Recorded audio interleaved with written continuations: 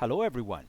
What we're going to discuss in this lecture is the organization of the circulatory system, particularly the circulatory system in mammals such as ourselves.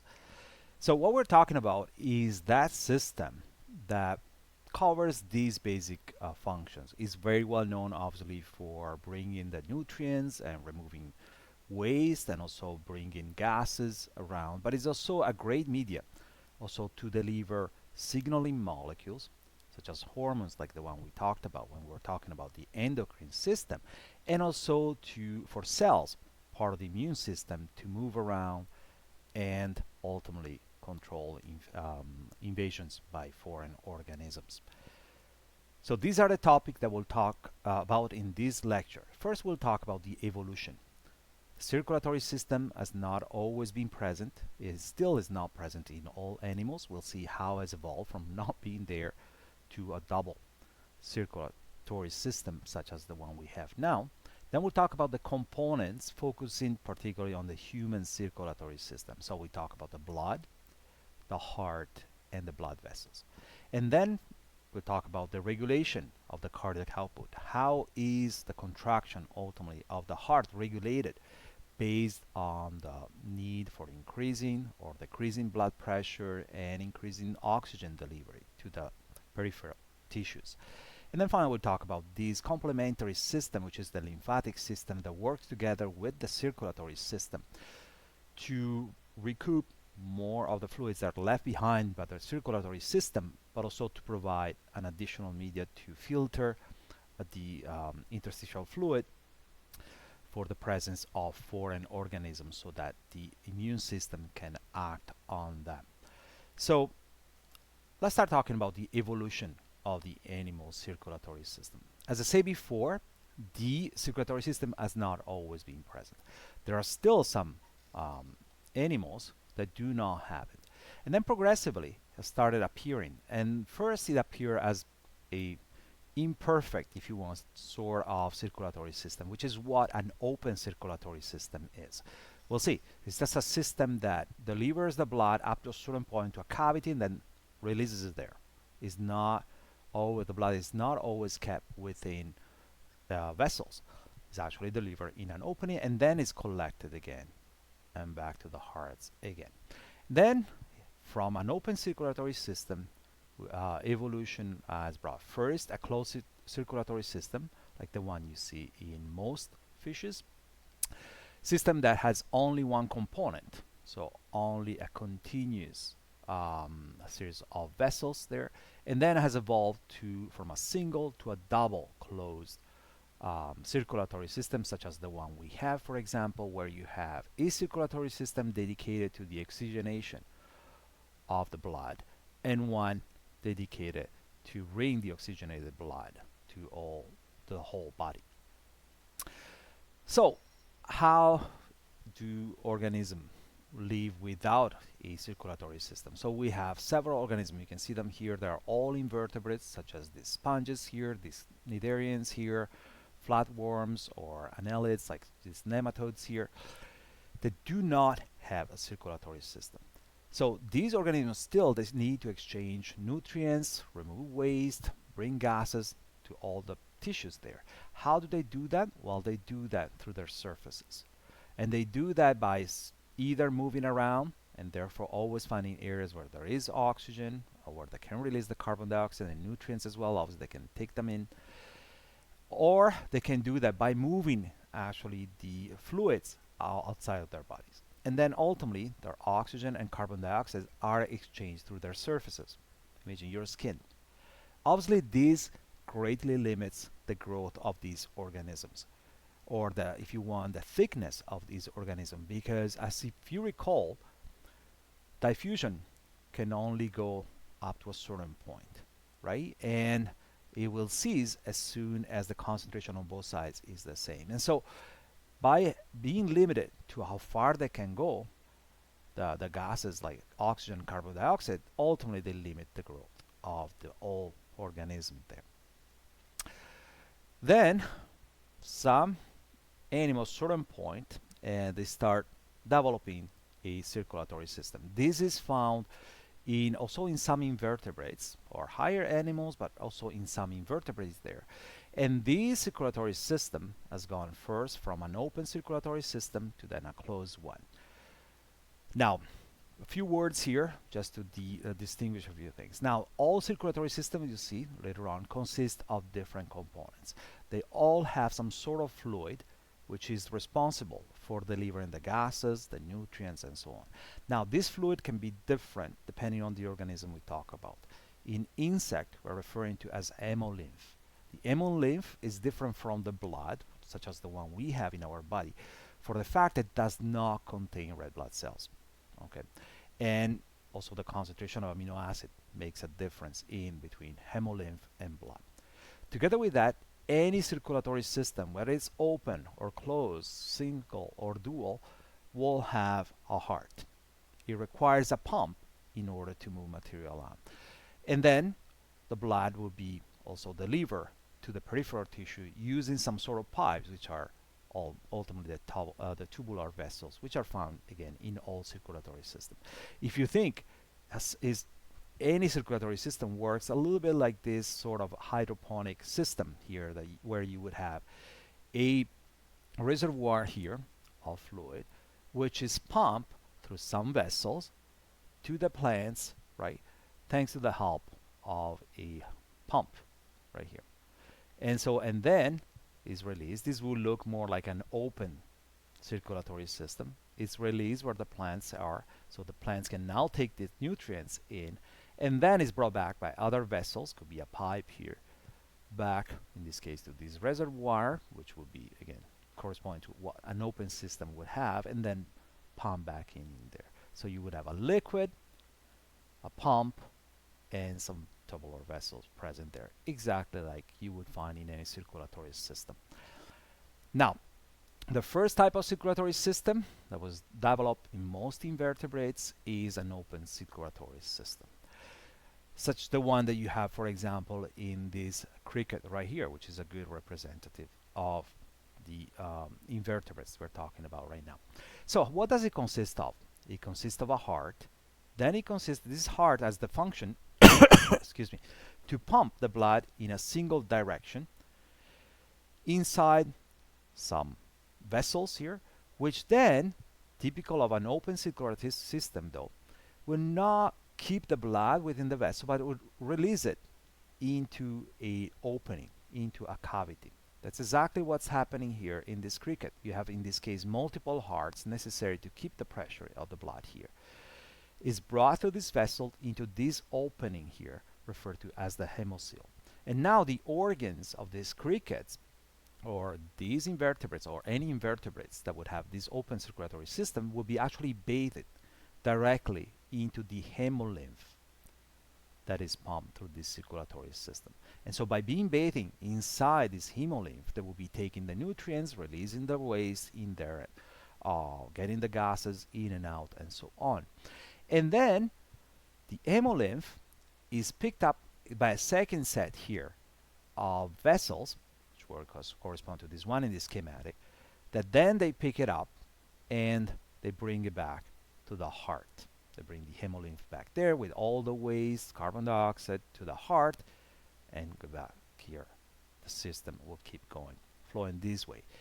Now, this is rudimentary, works very well in several insects. However, it has a big disadvantage, which limit the growth of the organism having this open circulatory system, which is the loss of pressure. Now, imagine it's like if in your water system in your house you have a leakage, right? That will cause the dropping of the pressure in your house, and therefore you will not have water going to the second, third floor, it depends on how many floors you have in your house. If you have a leakage in the basement, you're done, right? There is a huge drop, and that's exactly what's happening here. Now you have blood that has a certain pressure here, and then it drops right here. So you have to regenerate this pressure here, hence the need of several hearts present here. But overall, again, even if you have several hearts, these will work only for certain sizes. If these organism or animals become too big, At this point, you can put as many hearts as you want. You will not be able to keep up this type of system. And therefore, through evolution, we saw the appearance of closed circulatory system. So a second type of circulatory system, which now keeps the blood, in this case, always within vessels. It never gets dropped into any opening there. All right, and so that's the big difference. So now in this case, you have the heart as well that pumps the blood here through vessels, which then reach the periphery. And now these vessels do not release the nutrient in a cavity. But what you have is that now the gases and the nutrients, they first cross the membranes here, the lining of this vessel, which will be capillaries basically, into a intermediate type of fluid, which is the interstitial fluid. And then the cells, the tissue, would pick up the nutrients from these interstitial fluids.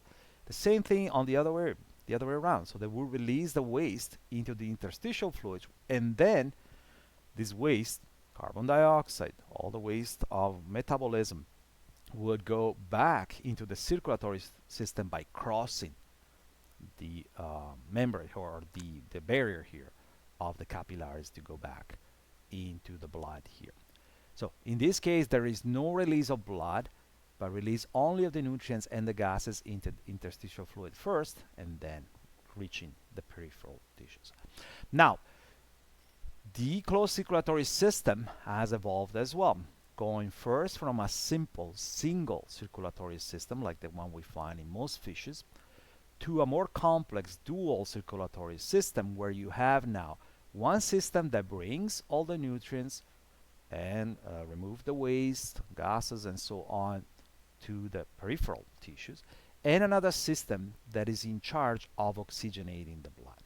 Now, the big advantage here of going from a single system to another one is maximizing the pressure you can give to the system. Again, pressure is key to move these fluids around and grow bigger ultimately. Why is essential? So imagine here, if you have a single system here, you have the heart that generates a certain pressure. This is the maximum pressure you have at the beginning, right? And this pressure, keep in mind, because of friction, it's like the water going through your pipes gets lost, loses pressure the farther you go from the pump that you have, or or where the water comes into your house. So you have maximum pressure here, and that will get lost throughout this system here. Now, it first has to go through the gills. Once it gets oxygenated, it has already lost quite a bit of pressure here. Still enough, though, to bring it to a small body, all right, to all the tissues within a small body. But if this body wants to grow, now this pressure right here will not be enough to reach all the tissues. Instead, if you have a dual system like you have it in birds, mammals, and reptiles too, that have a dual system, so you'll see amphibians too, but it's less efficient as ours.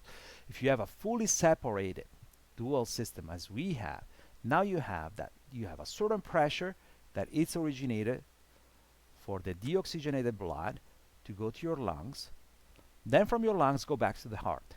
So now the oxygenated blood restart with the full pressure, something that was already lost here, restarts, and then now you have that this high pressure blood can be delivered to larger bodies, and then it's brought back to the heart where the pressure gets regenerated as well. Okay, so how does it has evolved? So this pseudo-phylogenetic tree here shows you how it's evolved from a single circulatory system here, which is found in most fish, through some fish called lungfish, which now start having this dual system. This is not a perfect dual fish system, sorry.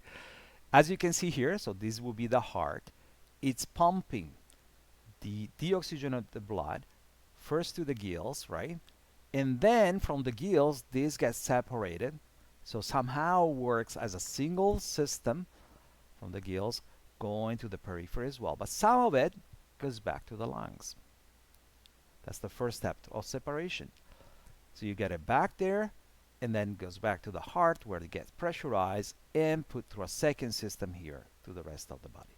So it's kind of an intermediate system that you see there. And this separation progressively got bigger and bigger until we get to birds and mammals here where you have a full separation. Notice that crocodiles too, or reptiles in general, they have a dual system, but you see at the heart level, or even here at the blood vessels level here, there is still some mixing between oxygenated and deoxygenated blood taking place. So the evolution here has gone in parallel to the evolution of completely different vessels dedicated to a pulmonary and or respiratory circulatory system and a systemic system or circuit. And what happens in the heart. Here you see pictures of that represent, if you want, the evolution of the heart from fishes all the way to birds and mammals like our heart. So in fishes you have a single circulatory system, right? And therefore you have only a single atrium and a single ventricle there.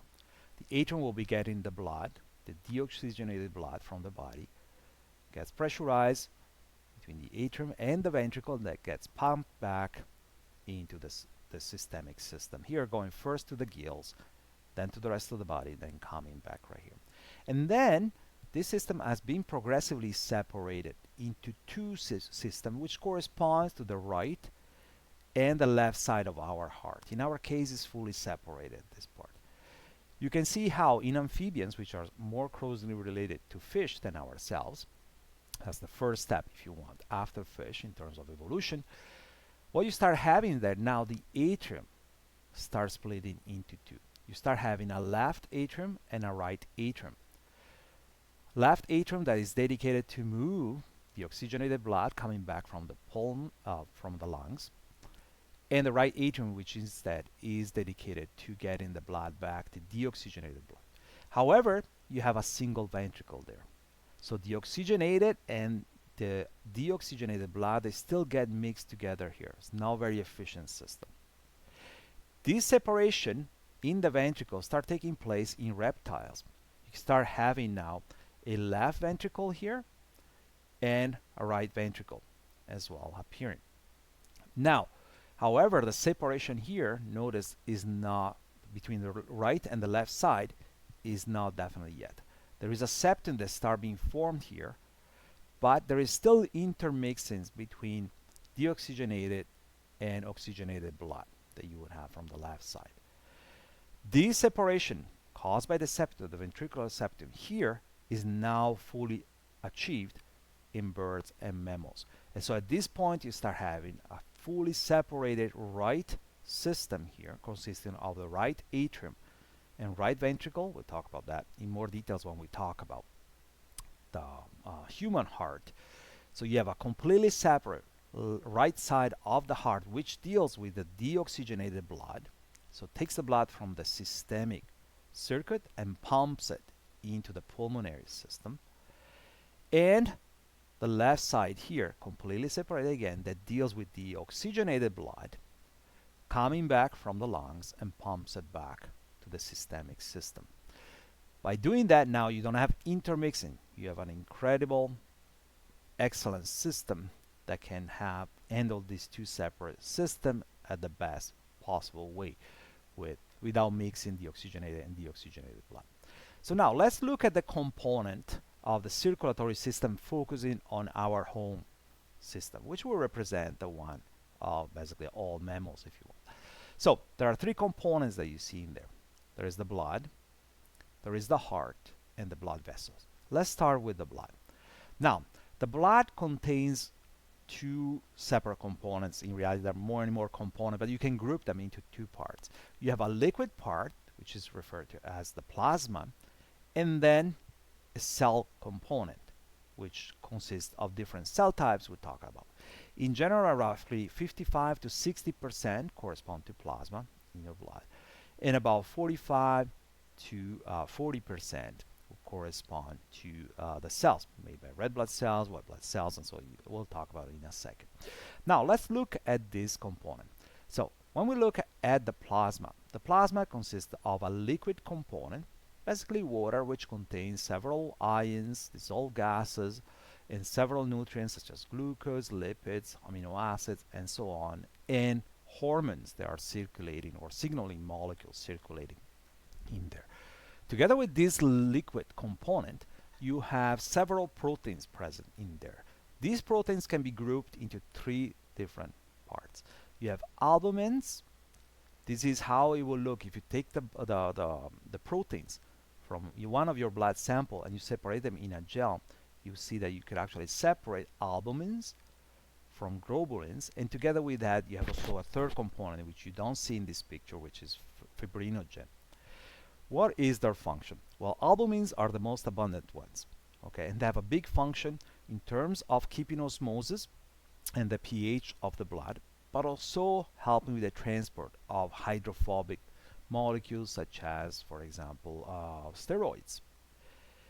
Globulins as well, there are different types: alpha, beta, and gamma globulins. When you talk about the alpha and beta globulins, here their function is mostly in transport.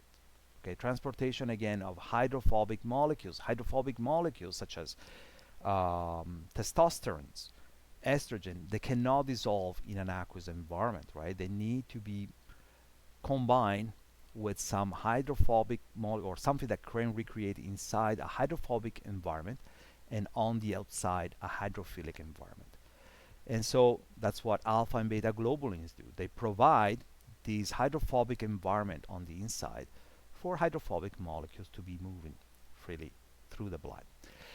Oh, not freely, but combined, sorry, through the blood. And then when we talk about gamma globulin, I'm sure you heard this before, gamma globulins correspond to the immunoglobulins. So these antibodies, these molecules that are produced by your body in order to fight foreign organisms such as bacteria or viruses.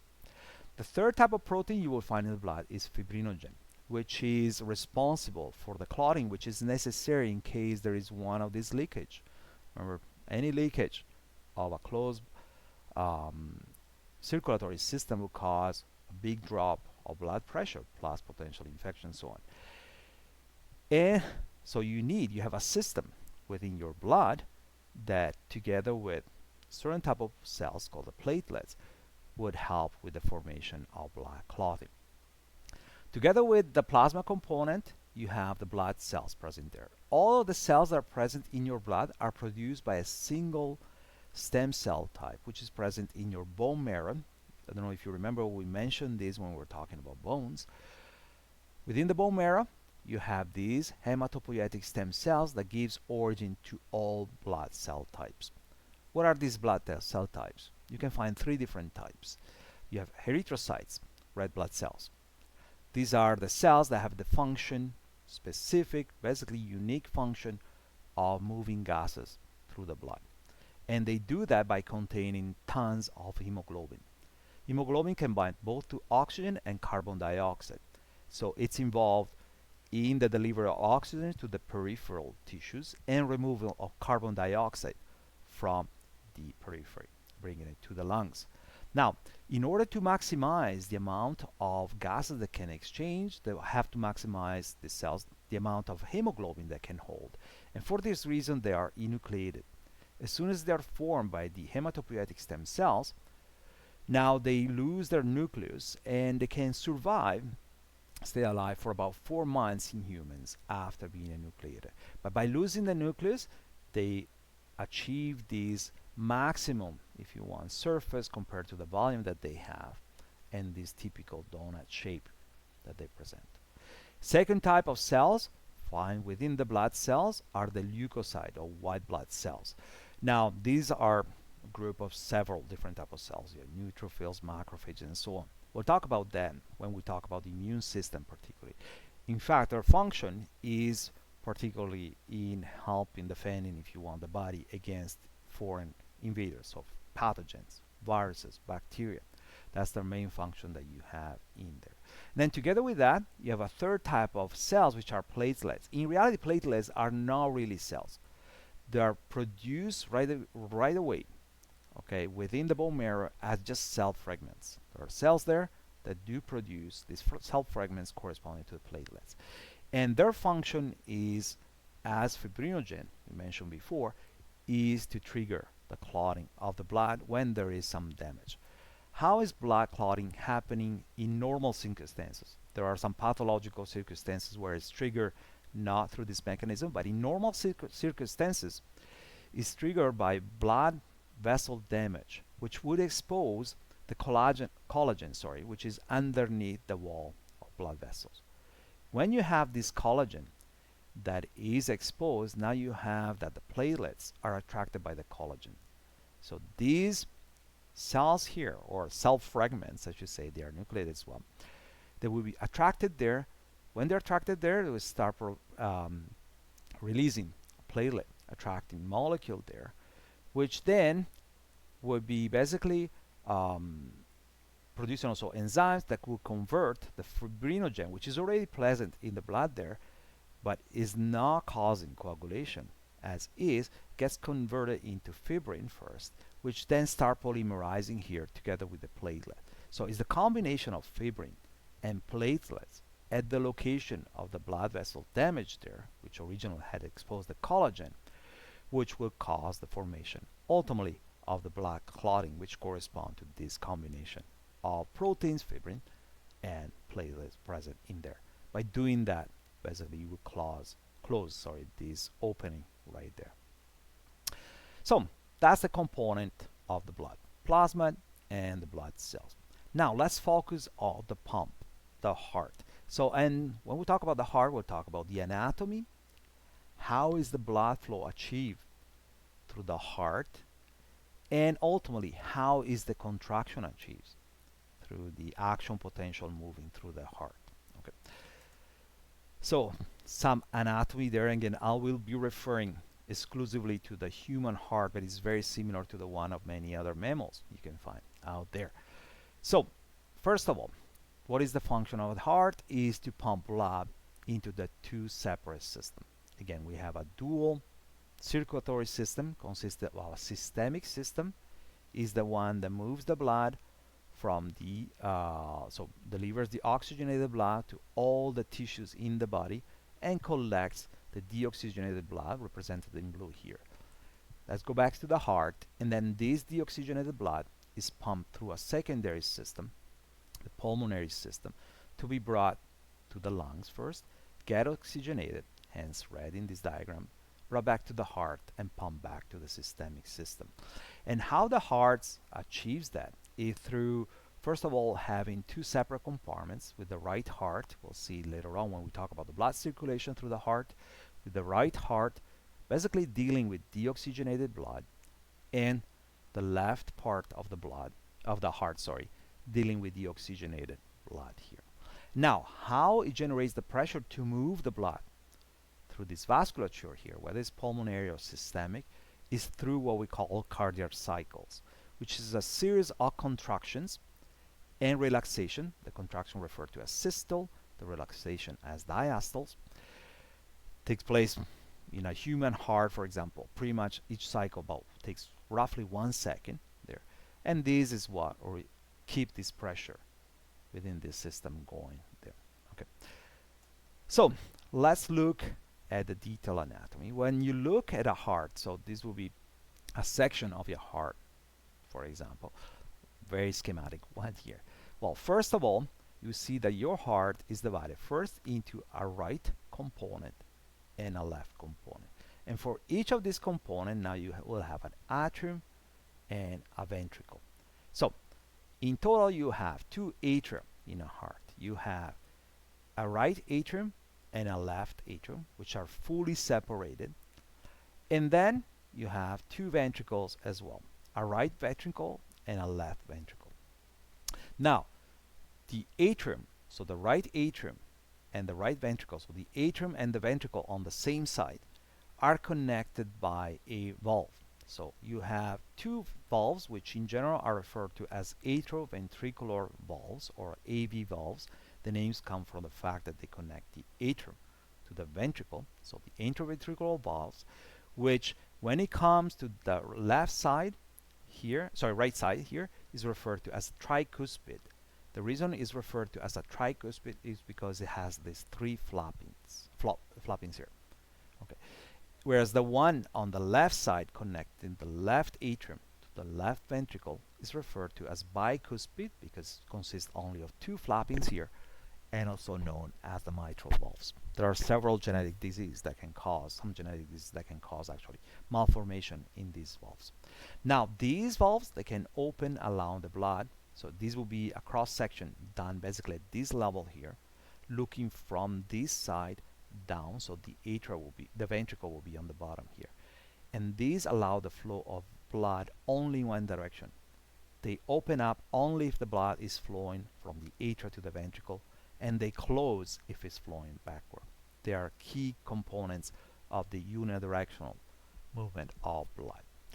Together with that, now you have also a second set of valves here, which do not connect the atria to the ventricle, but the ventricles to the corresponding arteries. So by artery, by the way, we mean those large vessels that take the blood away from the heart.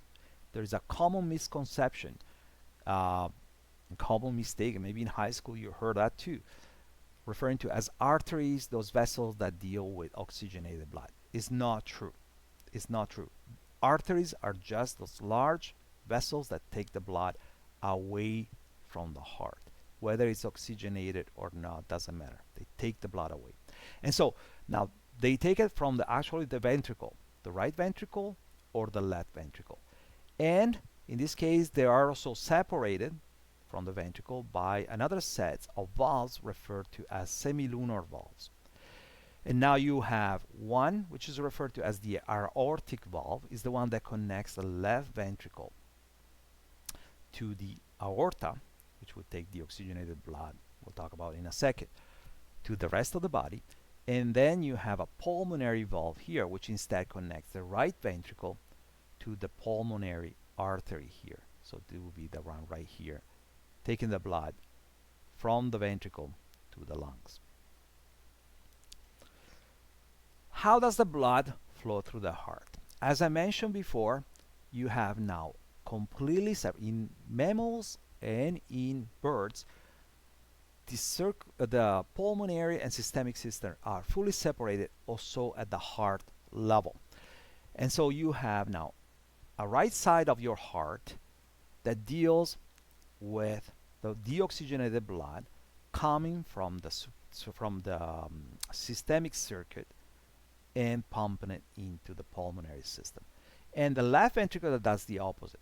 It would take the blood back from the pulmonary system and pump it into the systemic circuit there. Okay. So let's focus first on the right side. Now you have that on the right side, again, it deals with deoxygenated blood and basically takes it from the systemic system through two main veins, which are referred to as the inferior vena cava, which takes all the deoxygenated blood from the lower part of your body. Okay, imagine from your upper limbs, so from your arms down, is taken from the inferior vena cava, and the superior vena cava here, which takes it instead from your arms and the upper part of your body. By doing that, they take the blood and they bring it into the atrium, the right atrium here. Then, through the tricuspid here, the blood passes from the right atrium, goes into the right ventricle, and from there, it gets pumped. It will go through this semilunar valve here, which is the pulmonary valve, and it gets into the pulmonary arteries, which are taking deoxygenated blood at this point to the pulmonary system. Once the blood is gone through the pulmonary system, it will get oxygenated. And now it comes back, and the oxygenated blood is dealt instead with the left side of the heart. And so it gets brought back to the left atrium, in this case, through pulmonary veins. So this is oxygenated blood. So you now have a left pulmonary veins here, pulmonary veins, bringing the oxygenated blood from the left lung, and the right pulmonary veins taking it from the right lung. And all of this blood doesn't look here, it looks like it's going to the right atrium. No, it's going even from the right pulmonary vein, is going into the left atrium here. So all the oxygenated blood is collected by the right atrium. It moves through the dicuspid or mitral valve here into the left ventricle, and then from the left ventricle is pumped into the aorta. The aorta that then splits to provide the blood to the systemic system, both to the upper part and the lower part ultimately of the body. So summarizing what we just mentioned here in this picture, now we have the right side here, that what it does, it collects the deoxygenated blood from the systemic circuit, so both from the top to the superior vena cava and the bottom to the inferior vena cava. This blood goes through the right atrium, then through the tricuspid to the right ventricle, and then it gets pumped through the semilunar valve here, which will be the pulmonary valve, goes through that, and it gets pumped into the pulmonary artery here. Goes to the right, the left and right lungs there, and then it comes back to the pulmonary veins. So you will have now a right pulmonary vein, left pulmonary vein. This oxygenated blood now is brought back to the left system, left part, sorry, of the heart. It goes first to the left atrium, collected from both lungs there, then through the dicuspid or mitral valve, ends up in the left ventricle here, and then going through this second semilunar valve, which is the aortic valve, it goes into the aorta. The aorta, which is this artery that ultimately then splits and brings the oxygenated blood back to the upper part of the body and the lower part of the body through the systemic circuit. Then this blood is delivered both to the lungs and to the systemic circuit through arterial blood vessels, which are referred to as arteries when you're talking about the large, again, large vessels that take the blood away from the heart, whether it's oxygenated or deoxygenated, doesn't matter, it's still referred as an artery, takes it away from the heart, and then progressively gets smaller and smaller. The reason why they need to get smaller is also to keep the pressure, right? And so they become arterioles, and then in the end they become capillaries, these very, very thin vessels here. And then that's where the exchange takes place. Exchange of nutrients, for example, in the systemic circuit, the exchange of nutrients, release of oxygen there takes place through the capillaries. Similarly, that's where also in the lungs, if you talk about the pulmonary circuit, you would have the capillaries there. That's where the exchange of gases take place. The taking of the oxygen in, release of carbon dioxide takes place through capillaries. And then the blood, it's gone through the capillaries, goes back into the veins. First it gets into smaller veins referred to as venules, and then larger vessels referred to as veins, which are all these vessels that now bring the blood back to the heart.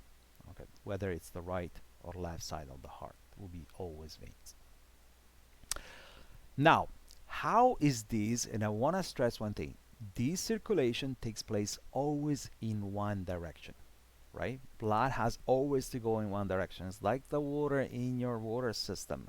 Cannot go back from the sewage back into your shower and then back to the clean water system. The water system goes always in one direction. Same thing in your pulmonary and systemic system. And the heart achieves that. How does it achieve that? We'll see. It's through a specific coordinated contractions, which first takes place on top of the atria and then restarts with some delay at the bottom of the ventricle. Now, all of these gives origin to what is called a cardiac cycle, which is that cycle of events ultimately consisted of two phases: a contraction phase called the systole, that's when the pressure is generated for the blood to be pumped into the two systems, and a relaxation period, which is referred to as the diastole. We'll talk about in a second what happens in all of these phases. Now, again, these alternations, so each cardiac cycle consists of both of these phases. You have a diastole and a systole. Then you go back to the diastole, systole. So Each cycle consists of one of them. Now, the frequency of the cardiac cycle can be different in different organisms. In our case, it takes place pretty much once every second, be higher or lower. I have a very low, for example, heartbeat. Some people have higher. When you get older, usually you get a bit higher there. In some animals can go out of control. You can have 1200 beats per minute in flying bats, for example. So it can be very frequent or less frequent as in our case, but basically works in a similar way in all these animals. So let's look at what happens in the diastole. So that's when the heart relaxes, and in the systole, and how this ultimately achieves the unidirectional movement of blood in the system. So what happens in the diastole? Well, this is the phase where the heart is relaxed. So what you have that the atria and the ventricle have relaxed. They're fairly empty. The ventricle still has some blood in there in reality, but since it's relaxing here, what you have is that now the heart is gone from being contracted, so the ventricle and the atria were fairly narrow here, particularly the ventricle at this point was very narrow after the contraction, and now it's relaxing, is expanding. This creates some negative pressure here, which will cause the accumulation of the blood. Now this works, the relaxation works together with the atrioventricular and the semilunar valve being closed. That's essential. You need that to happen. Okay, the opening of this valve, which by the way, opening and closing, that's what you hear when you hear that sound, tutum, tutum, tutum. That's exactly the coordinated opening and closing of these valves. This opening and closing is essential for the unidirectional movement of the blood. Okay, so when the muscle is relaxing, the atrioventricular and semilunar valves are closed. Now this is expanding. The ventricles are expanding, the atria is expanding as well. Since this valve is closed, now all you can have is that this negative pressure caused by the expansion here can draw blood only from the vein here. So if you're talking about the right side of the heart, it will be coming here from the superior and inferior vena cava. If you're talking about the left side of the heart, the expansion of the atria here, with the dicuspid valve in this case closed, can attract blood only from the pulmonary vein. So the oxygenated blood will end up here, is getting into the left atrium, whereas the deoxygenated blood is getting into the right atrium here. Now, at a certain point, these cause the opening of the atrioventricular valves here. So both the tricuspid and the dicuspid valve would open. And so the blood at this point, again, the atria is expanding as well, goes only in this direction. Keep in mind, the semilunar valves here are still closed at this point. So there is no blood that can back up from the lungs or from the systemic system going in this direction. So the blood can only be going from the atria to the ventricle in this direction. So the blood is moving, the heart is still relaxed, is going by gravity and negative pressure into the ventricle at this point. And once it reaches about 80% of filling in the ventricle, that's when the contraction starts. The contraction you'll see later on start here at the top of the right atria, and first affects the atria, and then with a delay it will affect the ventricle. So the contraction starts when there is about 80% of the volume here filled with blood in both the right and the left ventricle here. And that's when the systole starts. So when the systole starts, you have that now first the atria is contracting. Now the semilunar valves here are still closed. The atrioventricular valve are still open, so the contractions starting here push the remaining blood from the atria, both the right and the left atria, into the ventricles. So here you have the deoxygenated blood being pushed from the right atrium into the ventricle. So basically helps filling up the ventricle. And now that's the first part of the systole. You have the atria contracting. And then on the second phase, and you can see that in the EKG, we'll talk about that later on, you have that then these contractions start expanding into the heart. Now, there is a delay. So first the atria contracts, so the remaining blood gets into the ventricles. And then with some delay, then you start having the contraction is not going from top to bottom anymore, but from bottom upwards. So now you start having the ventricle being squeezed. This causes one thing. The atrioventricular valves, so both the tricuspid and the dicuspid valve, close. And at the same time, the contraction here of the ventricle causes the opening of the atrioventricular blood. By doing that, now you start having that this blood here gets pressurized, gets squeezed, and cannot go back to the atria, but can only get out through the corresponding arteries. So from the right atrium here, you have this blood that gets squeezed out by the ventricular contraction here, gets squeezed out into the pulmonary arteries here through the pulmonary valve, and then from the left side, the left ventricle here gets squeezed out, not back into the left atrium, but through the aorta valve into the aorta. So the oxygenated blood gets into the aorta. So basically alternating the diastole and the systole here causes this unidirectional blood flow always going first through the atrium into the ventricle and then be pushed out through the corresponding arteries here. Now, these contractions of the ventricles doesn't completely push all the blood out from the ventricle. Actually, it lasts until you have about 2/3 of the blood in the ventricle that have exit, and then the ventricle will start relaxing. And by doing that, at that point, start creating again the negative pressure that then will basically get diastole restarting, the atrial being filled again. You go back to the same thing, part of the cycle, the diastole cycle there. Now, all of these will cause also a fluctuation of the pressure in the vessels, right? The blood vessels would experience in correspondence to this series of the diastole of the systole, part of the cardiac cycle, will have the blood pressure going from a very high value, that's when that's referred to as a systolic blood pressure taking place, to a lower pressure there, which is referred to as the diastolic pressure, which is what you are measuring with the typical cuffs when you measure your blood pressure. How does it relate to them? This is a graph that shows you the relationship between the ventricular pressure here in red, the atrial pressure in green, and your blood pressure at the level of the aorta. So this is the blood vessel that is taking away the blood from your left ventricle. If you remember, it's taking the oxygenated blood coming out of the left ventricle, so that's where it's measured basically. And as you can see, whereas you have the aortic pressure, the atrial pressure, is not changing too much, but you have the ventricular pressure is the one that really changes dramatically here. So through the diastole here, this phase here is going extremely low, right?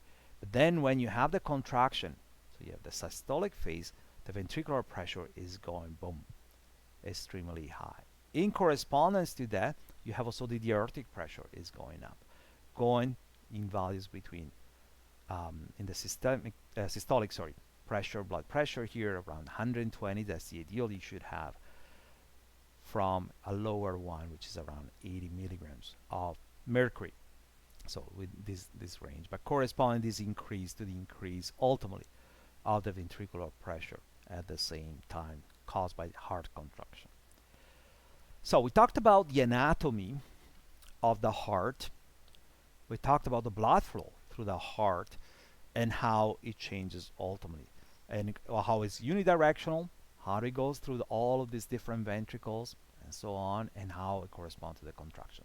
Now what we're going to talk about here in the end of this first part, and then I'll talk about all the blood vessel and the lymphatic system on the second part. At the end of this part, what I'm going to talk about is how is the cardiac cycle generated ultimately. and how the contraction of the heart ultimately is generated. And this is caused by the spreading of an action potential, very similar to what happens, if you remember, in neurons, caused by depolarization of the membrane of these cells that make up the cardiac muscle, which are different from the skeletal muscle. If you remember, these are single cells that don't form fibers. But these cardiac cells, they spread an action potential from one to another one.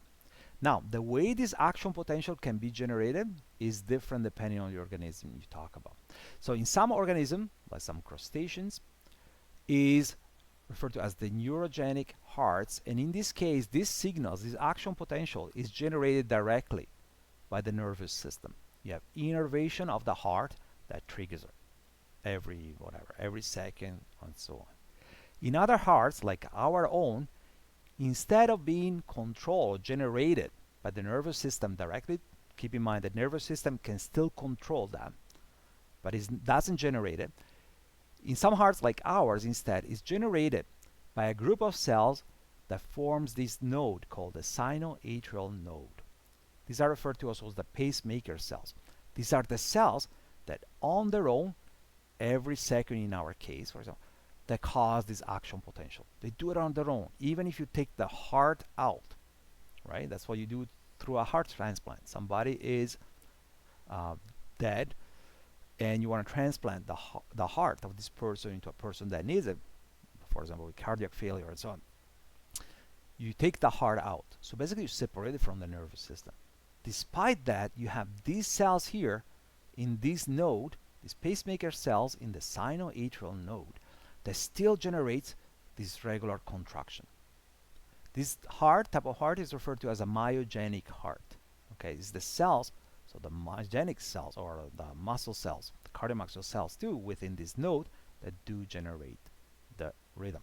Okay, and this is what causes, so these cells that start like working about 3 weeks after conception. It's one of the most amazing things you can see actually when you go for a ultrasound, for example. If your wife is pregnant, you go to the hospital, get your ultrasound at 3 months, you already see the heart beating, and it's because of the cells that start working from 3 weeks after the fertilization.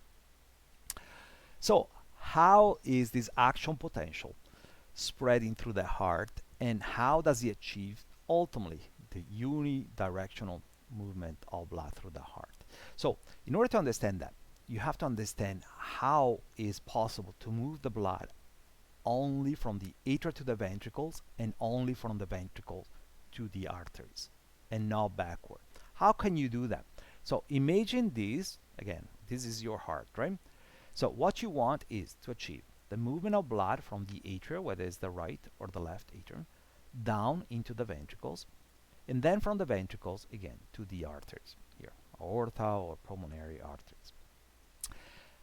So how would you do that? Imagine this being a balloon. What you would have to do is squeeze the heart from the top so that you push whatever it's in. First of all, the blood will pull into the atria here.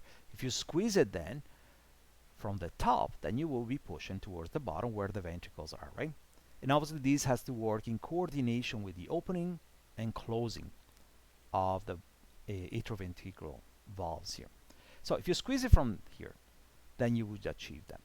And then in order to push the blood in the other direction, what you need to do is squeeze it from the bottom up, right? If you want to squeeze the blood out of the ventricle into the arteries, you got to squeeze it from the bottom up. However, you have a problem, is that the blood could actually go back to the atrium.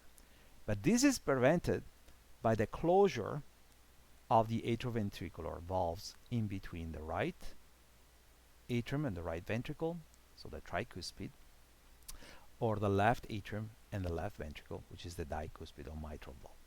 So if you first squeeze the heart from the top on down, and these valves are open, the blood will go downward, right, to the ventricle. That's what you want. And then if you squeeze from the bottom, and at the same time these valves close, and these are unidirectional valves, so they do close, what you have is that now this blood will be pushed upward, but not back into the atrium, but towards the arteries, right?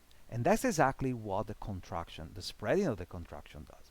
Now, the sinoatrial node here is located right on top of the atrium.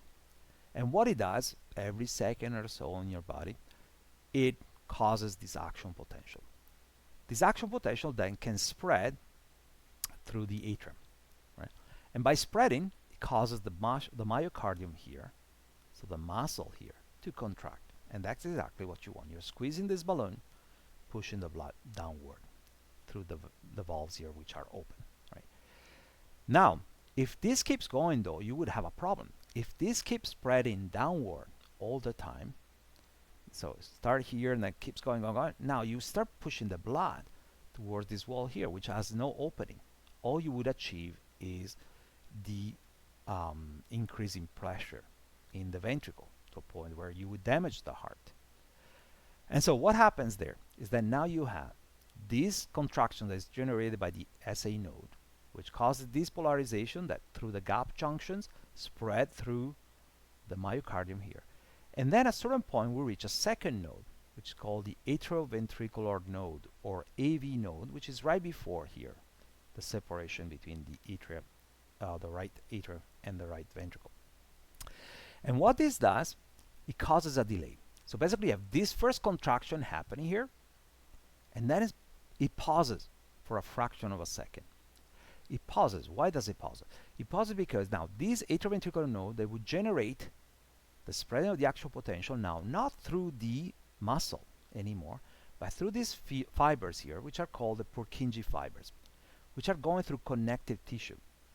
Since they're going through the connective tissue in this septum, which is this part that separates the right and the left side, they don't cause any contraction. But once they reach the bottom of the ventricle here, boom, they start spreading now the action potential from the bottom of the ventricles upward. So by doing that, you are squeezing what you're achieving, that squeezing that was mentioned before. The SA node and the action potential generated from the top here is causing the contraction downwards, squeezing the blood downward. And then the AV node and the Purkinje fibers, they cause this, that delay. They stop the contraction here in the middle part for a fraction of a second, and then they transfer this contraction from the top to the bottom, so that now the contraction is going upward. You start having the squeezing from the bottom upward. Since the valves here now they're closed, this creates the pressure to push the blood into the arteries, going to the lungs or going to the rest of the body, depending on whether you're talking about the right or the left side, or right or left ventricles. And that's exactly what I was saying here. Again, summarizing, SA node, that's what generates that beat, that action potential. It spreads from the top, causes the contraction of the muscles here. This pushes the blood downwards towards the ventricles. Once the blood is gone into the ventricles, now you have that this contraction here reaches the AV node and basically stops here. And then causes the AV node with the Purkinje fibers, they cause this delay. It's about 0.1 second delay here, which but also causes the transfer of the contraction. Instead of having it continuously going from top to bottom, it kind of reverses it. Now that's from the bottom, causes the contraction restarting here at the bottom of the ventricle and going upward by doing that, squeezing the ventricles so that the blood can be pushed to the semilunar valves here, which at this point will be open into the pulmonary arteries or the aorta.